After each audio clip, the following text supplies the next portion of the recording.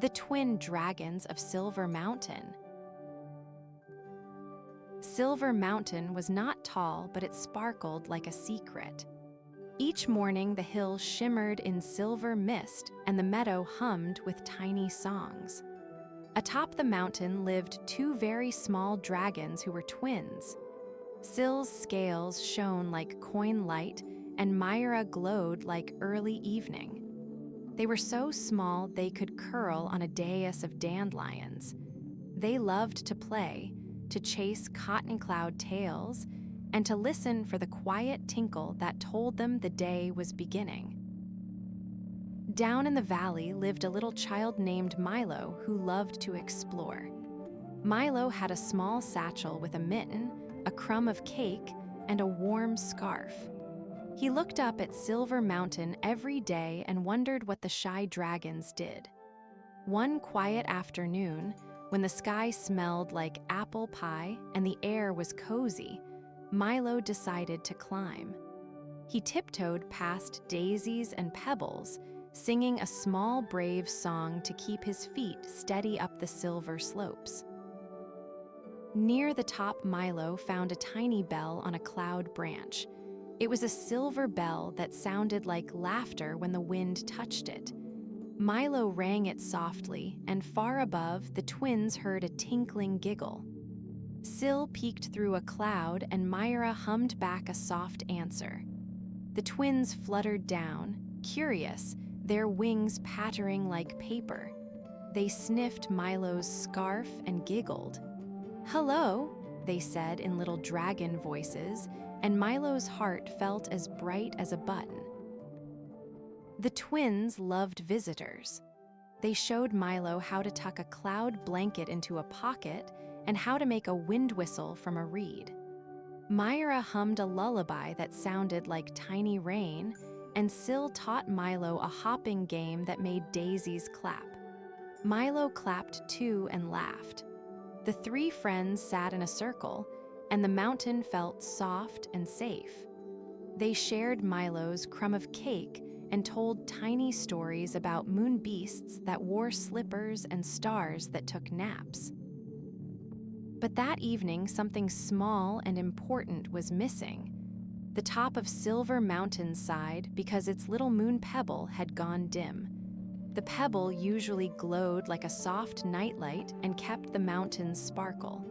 Without it, the stars in the hill's sky felt sleepy. The twins tilted their heads and Milo frowned. They decided to find the pebble. "We will look together," Mira said, blowing a hopeful little puff. And that is how their gentle adventure began under a sleepy sky. First, they checked the mirror pond where the moon liked to peek. The pond showed quiet faces and soft thoughts. The surface was still as glass and held a single flicker of star. Milo leaned over and saw his own wide eyes, the twins, small faces, and a pale shimmer that might be the pebble far below the water. They whispered plans. Sil suggested they sing the pebble's name. Mira tapped a tiny tune. Milo hummed along, and the pond twinkled as if listening. The song led them to a maple tree where a leaf had fallen into a silver stream. On that leaf, a tiny maple leaf boat floated toward a bend. Maybe someone found it and took it for a sail, Milo wondered. The twins hopped on the stream's edge and peered. The boat rocked like a sleepy boat. A soft voice from the water said it had seen a glow drift by earlier, toward the little hollow where the lantern flower wakes. They hopped onto the boat and drifted like small, brave sailors. The lantern flower opened its petals like a tiny sun and told them it had kept watch all night. It had seen a soft light bounce across the moss toward a cozy burrow under a rock. It looked sad and small, the flower said with a drowsy glow. The friends thanked the flower. They tiptoed past snoring mushrooms and a line of sleepy beetles, following tiny footprints that gleamed faintly. Each step felt like a secret page being turned in a bedtime book. At the cozy burrow, they met a small hedgehog who had found the pebble and thought it was a shiny snack.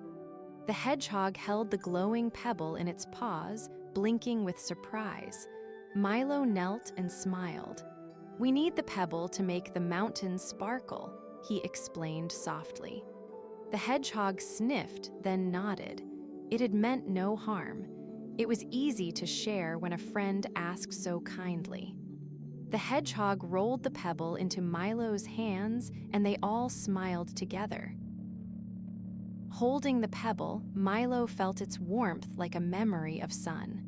The pebble sang a tiny bell note only their ears could hear. "We must put it back on the mountain's crown," Sil said. They walked together, little feet and tiny dragon claws tugging, while the pebble's glow kept them company. The stars leaned close. When the path seemed steep, Mira hummed and her glow wrapped around Milo like a tiny blanket. Each step became easier with a friend at your side. Near the crown, they found a narrow seam where the pebble fit like a promise.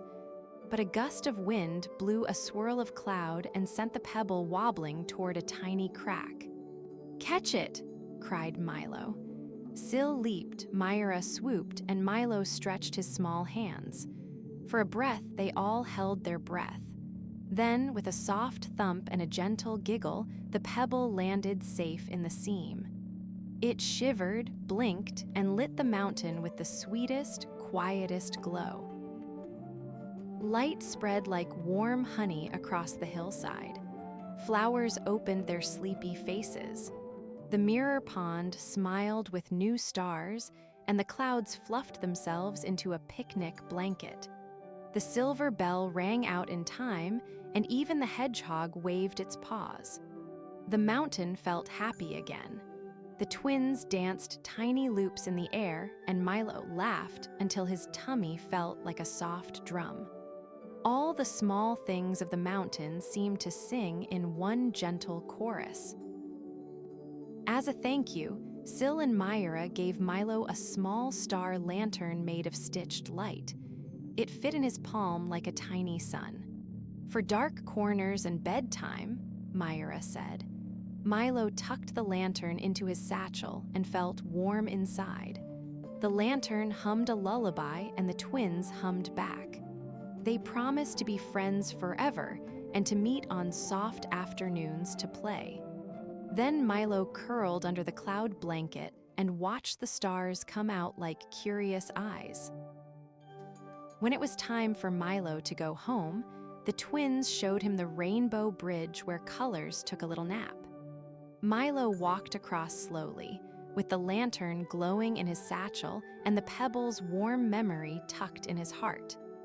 The valley welcomed him with the smell of supper and kind lights in windows. He waved goodbye to Sil and Mira, who curled up on their dandelion daisies. The mountain kept its sparkle, safe and soft, until the next quiet morning. That night, Milo told his family about the tiny dragons, the bell, the hedgehog, and the pebble. His family listened with wide eyes and gentle smiles. Milo hung the star lantern by his bed so the room smelled like moonlight. He dreamed of cloud blankets, maple leaf boats, and songs that made ponds twinkle. Sil and Mira napped under the stars, tiny warm breaths like wind in a wrapper.